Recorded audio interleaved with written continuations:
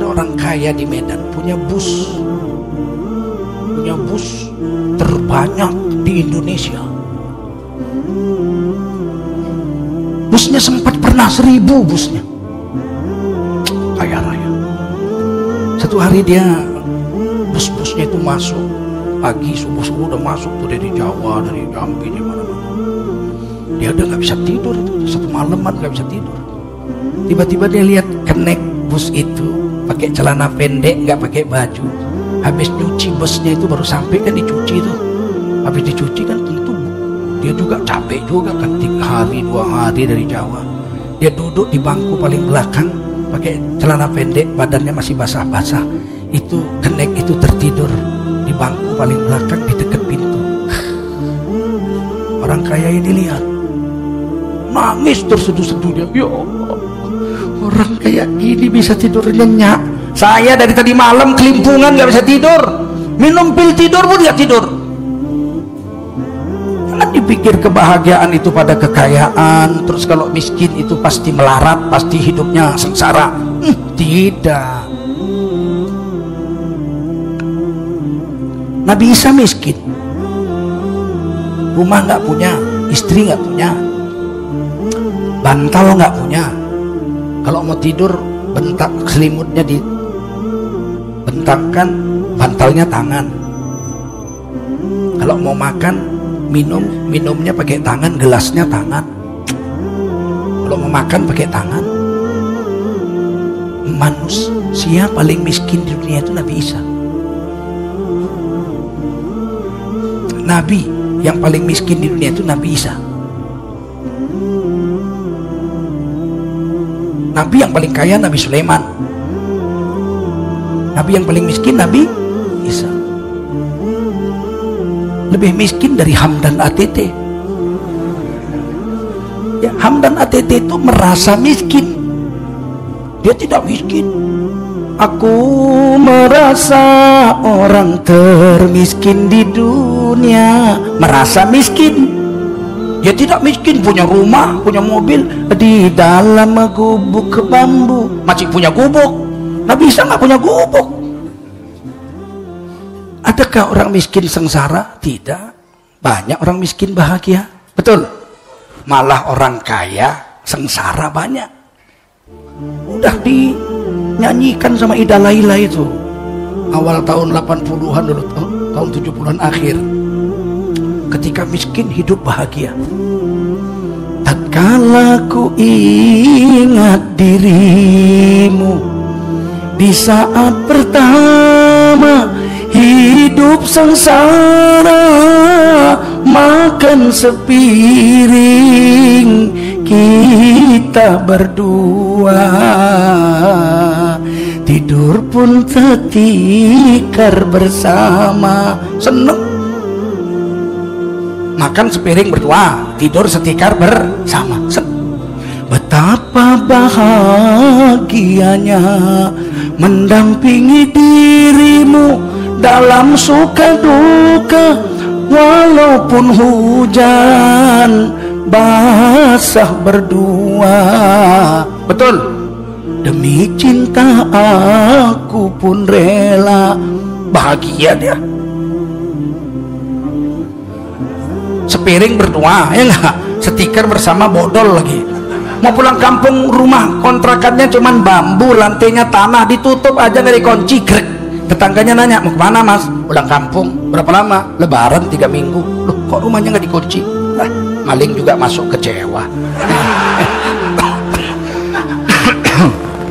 Cuman ada piring plastik 1, tikar bodol 1.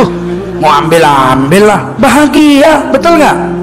Begitu dia berubah nasib, ikut jadi tim sukses, langsung kaya raya. Ya Allah, duit banyak, beli rumah mewah, istrinya dikasih emas setengah kilo, dipakai semua di leher sampai melet.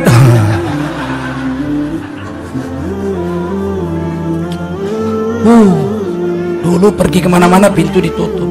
Sekarang emas masukkan ke kotak, kotaknya dikunci, kotaknya masukkan di dalam laci, lemari, lacinya dikunci, lacinya dalam lemari, lemarinya dalam kamar, kamarnya dalam rumahnya dalam pagernya di kebakaran mati tuh angus.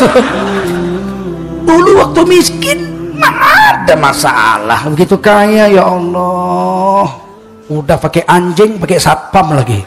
Satpamnya suruh ketuk lonceng, teng jam 1, teng teng jam 2, teng teng teng jam 3. Tidur enggak. Satu hari satpamnya ketuk, ting ting, keluar dia. Sini. Ada apa bos? Jam berapa sekarang? Jam 2 bos. Gondolmu. Sekarang jam 3 tahu. Oh rupanya satpamnya tidur, dia nunggu loncengnya. Jangan dibilang orang kaya hidup bahagia. Begitu jadi tim sukses, kaya raya, rumah besar, jadi direktur. Waktu miskin bikin keripik singkong, dijual di SD Impres. Suaminya Sabtu Minggu di rumah bantuin istrinya masak keripik singkong. Istrinya keringetan dilap pakai gombal, mana bisa beli tisu, miskin. Gombal.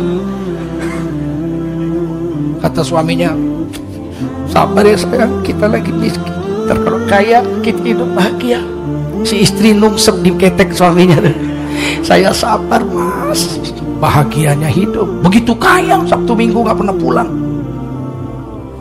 Istrinya telepon, kering dilihat sama suaminya. Oh Kopassus. Istri ditulisin Kopassus. Ya diangkat sampai 7 kali, akhirnya diangkat. Ada apa sih mas? Dulu Sabtu Minggu kita bareng-bareng bikin keripik singkong, itu kan masih miskin. Sekarang kan masmu udah jadi direktur. Ya kan Sabtu Minggu nggak pernah pulang, kenapa sih mas? Turne bu, turne. Oh ya wes lah kalau gitu, turnenya hati-hati ya mas. Matiin. Selingkuhannya nanya, mas turne itu apa sih? Turu kono turu kene.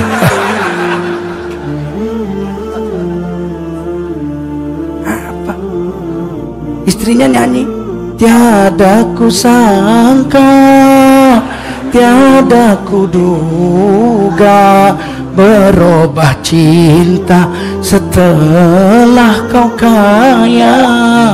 Betapa tega hatimu, oh kasih, cintaku engkau hianati. Ida Laila udah nyanyi itu tahun 70-an akhir. Oh kebahagiaan tidak diletakkan pada harta, tapi bisikan setan. Nah itulah kau kalau miskin nanti anakmu sengsara, kalau kau mati istrimu melarat. Alah, pembohong semua itu, rezeki Allah yang ngatur, betul? Bu kalau saya nggak kerja keras, nggak dapat duit banyak, nggak kaya, mana bisa hidup bahagia? Mana bisa makan kalau nggak kerja? Pembohong. Berapa juta orang nggak kerja makan? Mana ada? Siapa? Orang penjara 10 tahun nggak pernah kerja makan juga. Betul nggak? Keluar dari penjara istrinya gemuk. Loh, kau kok gemuk? Alhamdulillah mas, 5 tahun ini nggak ada yang nampokin saya.